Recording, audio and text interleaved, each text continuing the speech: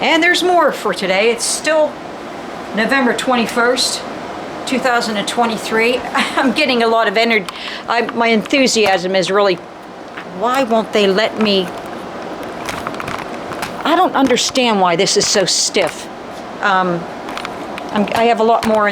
My enthusiasm is really picked up because, as I was telling my mother earlier, I'm not having to water as much because it's finally raining a little bit in addition to being cold. So even if it's windy, at least it's raining. But my last bill was still $350 for my taxes, and that was that would have been, I guess, the beginning of November's bill. So it would have been from October. But I was thinking about some other stuff, and with Joey and Ed said, the day that Ed and I talked about our plans and did the virtual handshake agreement that, yeah, I would have kids as long as we stopped. There wasn't going to be drugs and I wasn't going to be working. We were going over the McKees Rocks Bridge up to our new purchase on Benwood Avenue, our first home at 912 Benwood Avenue, which is no longer there anymore, up on the hillside there, and on the right side it was. And he wanted a promise that I would have children, and I had my stipulations too, that I wasn't going to work and we weren't going to be doing drugs and alcohol. And later on when we were building this house, and I could remember when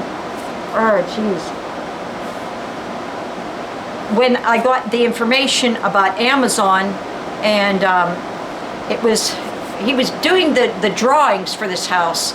So it must have been late 1988 or early 1989. And I could just remember I was like in the bedroom, and he was in that little room that was off the porch. That was his like office.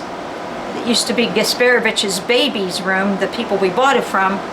And you could see him, like, the house is only 300 square feet, so you could almost see anybody from anywhere in the house, from anywhere you were. But I can remember telling him that I needed clean air, and I needed to go someplace and live where there was clean air. I needed to live next to a forest.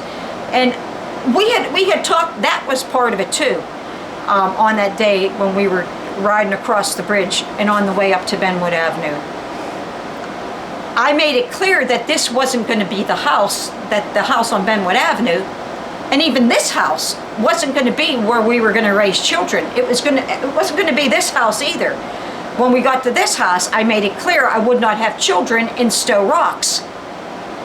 Why would I want to have children in the virtual death camp I was already in? And what I'm coming to the point of is that these men in my life think they know what they want, and these are the men that I was sent because I knew what they wanted. I knew what we both needed, and what they needed, and I knew what I wanted, and what I wanted was what I needed too, and that was to live next to a big forest. And I think it was the same year or the same winter before Joey died, that season, like that fall winter season before that summer that he died, that I asked him what I was talking to Ed about, which is, so many years previous. Well, it's not that far. So within the same decade it would have been, really.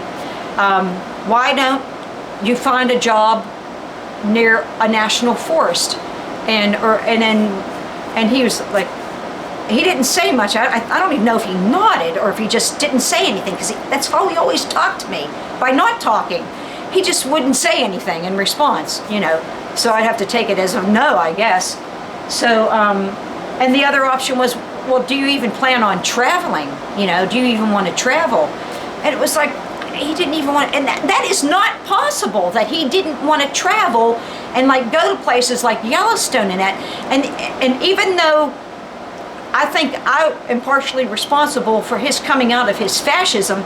I still couldn't get enough of a grip, but that was because I wasn't allowed to eat enough to formulate these sophisticated analogies and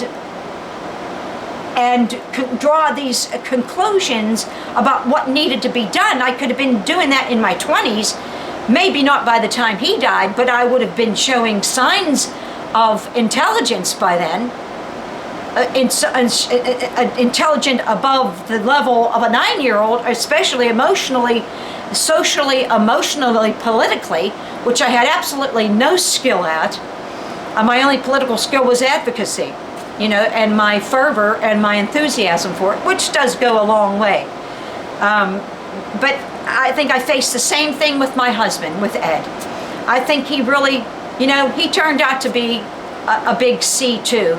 And that's probably how Joey would have been. He would just have been a big C, because he didn't do what I needed, which was ended up being, that's why he fell into me, just like I fell into him.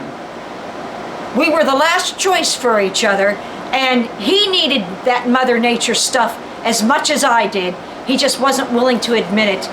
I don't think he wanted me to have the power that I would have had we moved and I had gotten healthy enough to know the full extent of my opinions, and that the solution was this affirmative, this universal affirmative action thing that I was been heading for all along. And I think that's, you know, the two people that sent me, that helped me the most, wouldn't accept my help, the best part of my help in return. And that meant moving away from Schittsburg. Why on earth would you not want to move away from Smog City? Why? Please tell me, Ed. Why would you not want to move?